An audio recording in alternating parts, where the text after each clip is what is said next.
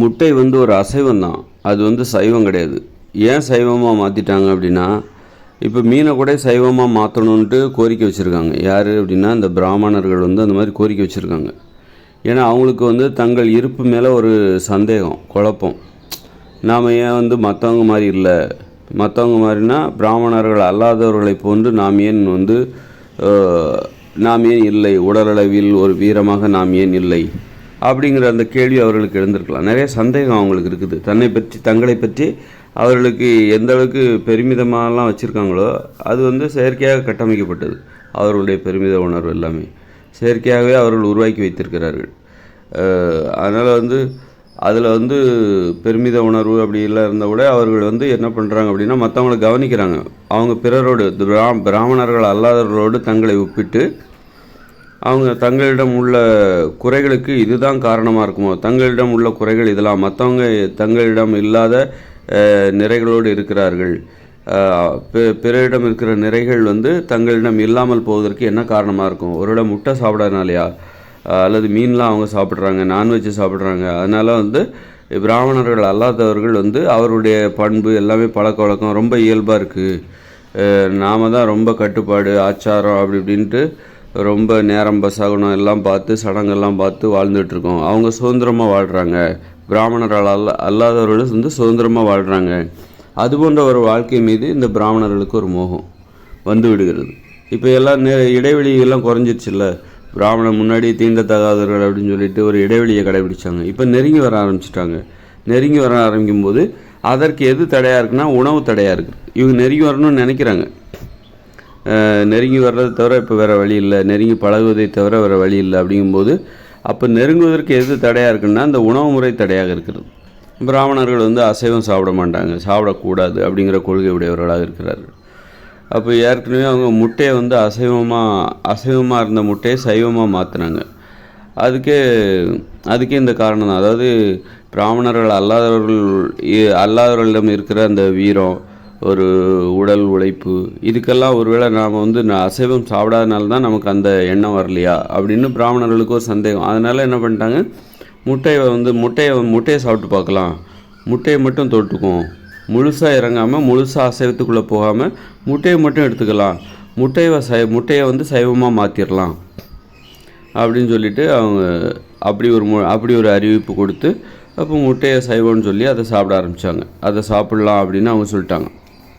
இப்போ மீனையும் சைவமாக சொல்லிடலாம், சைவமாக சொல்லி அதை சாப்பிட ஆரம்பிச்சிடலாம் அப்படின்ட்டு இப்போ ஒரு அறிவிப்பு வெளியிட்டிருக்காங்க.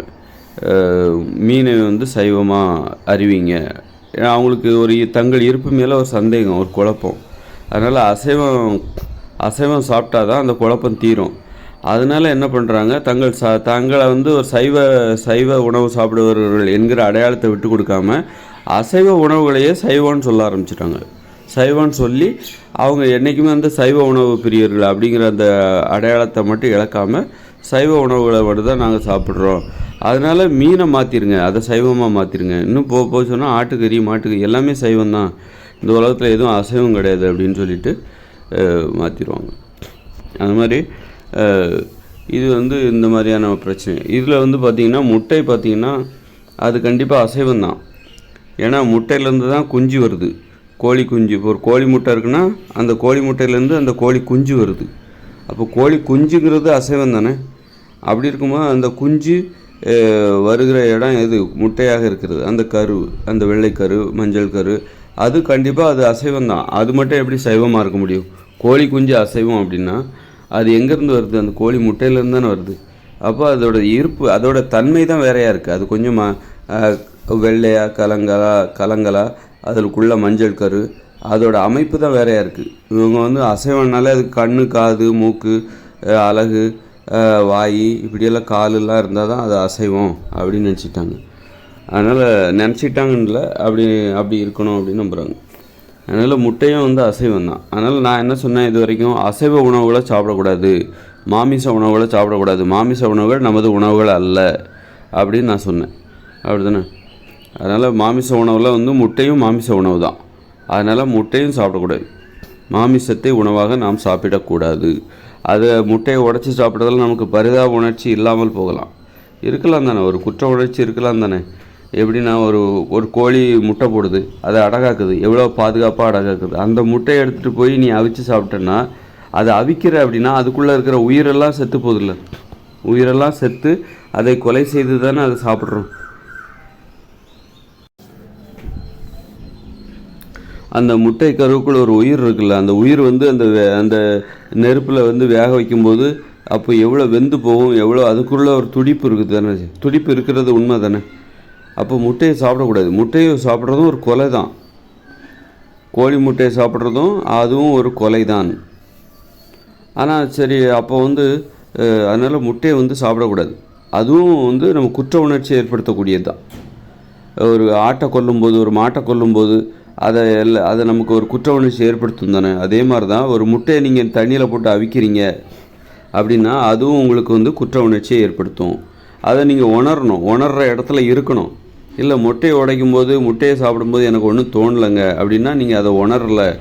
ஆட்டை கொல்லும்போது, ஆட்டுக்கறியை சாப்பிடும்போது தான் உங்களுக்கு கூட ஒன்றும் தோணலை அப்படின்னா அது இல்லைன்னு அர்த்தமா? நீங்கள் கோழிக்கறி சாப்பிட்றீங்க, லெக் பீஸ் சாப்பிட்றீங்க, ஆட்டுக்கறி சாப்பிட்றீங்க, மாட்டுக்கறி சாப்பிட்றீங்க, அது எங்கள் உரிமைன்னு சொல்லிட்டு சாப்பிட்டுட்ருக்கீங்க அப்படின்னா அப்போ கூட தான் உங்களுக்கு எதுவும் தோணலை அப்படின்னா அது உண்மைன்னு அர்த்தமா என்ன? அதுவும் ஒரு மிகப்பெரிய கொலை தானே, ஒரு மிகப்பெரிய படுபாதக செயல் தானே. ஒரு உயிரை, ஒரு மாட்டையே அறுத்து கொள்கிறீங்க. அதனால் கோழி முட்டையும் அது ஒரு கொலை தான், குற்ற உணர்ச்சியை ஏற்படுத்தும். அதை நீங்கள் உணர்ந்தீங்க, அதுக்குள்ளே ஒரு கரு இருக்குது, அதில் ஒரு உயிர் இருக்குது அப்படின்னு உணர்ந்துட்டு நீங்கள் அதை வந்து உடச்சி ஆம்லேட் போட்டு சாப்பிடுங்க. அப்போ உங்களுக்கு குற்ற உணர்ச்சி வரும்.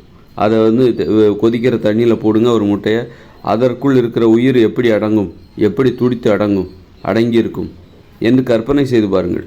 ஒரு முட்டைக்குள்ளே ஒரு கரு இருக்குது, அந்த கருவுக்குள்ளே ஒரு உயிர் இருக்குது, ஒரு இயக்கம் இருக்கிறது.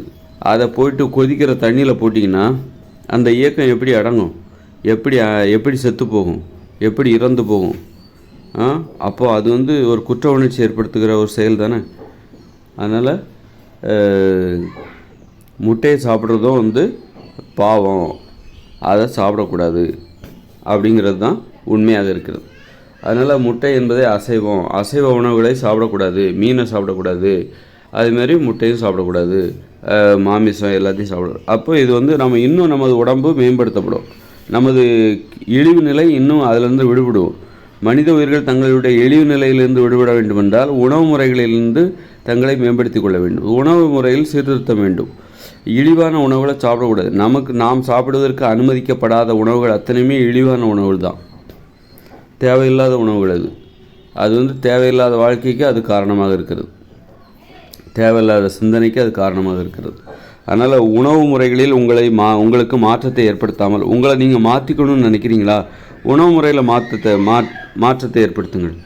உணவு முறையில் மாற்றத்தை ஏற்படுத்தினா மட்டும்தான் நீங்கள் உங்களை மாற்றிக்க முடியும்.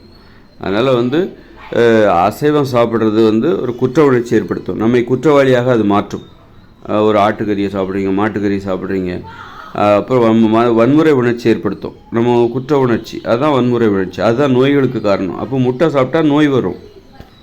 இதுதான் விதிமுறை. எல்லாம் சமன்பாடு தான்.